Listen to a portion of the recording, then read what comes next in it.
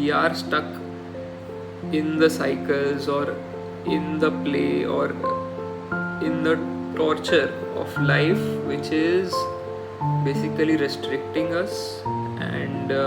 we feel frustrated by it, yet we see that there is no other way. So for them, this is the message that there is a life beyond that. We need to slow down, we need to sit down, sit back, relax,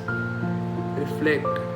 because usually in our cycles what happens is, even the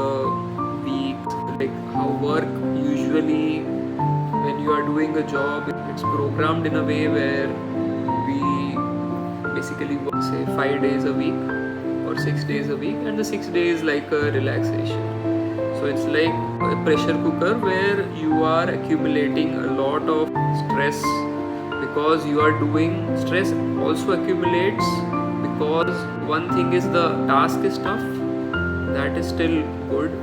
but another way of accumulating stress is when you are not doing what is required. Basically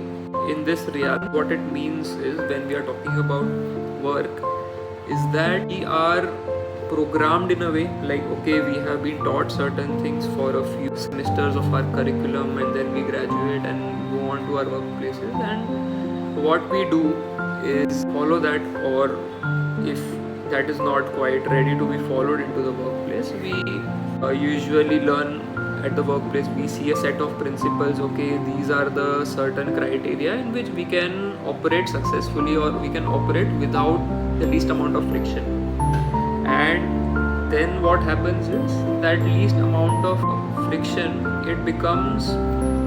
like a habit for us. Okay, this is going okay without having a lot of friction.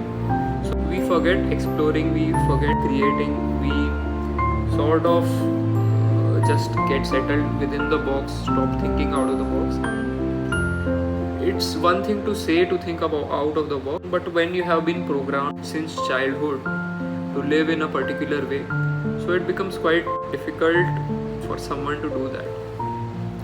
And that's why the art of unconditioning, or just sit back and looking at things, becomes very important, to reflect on what one has been doing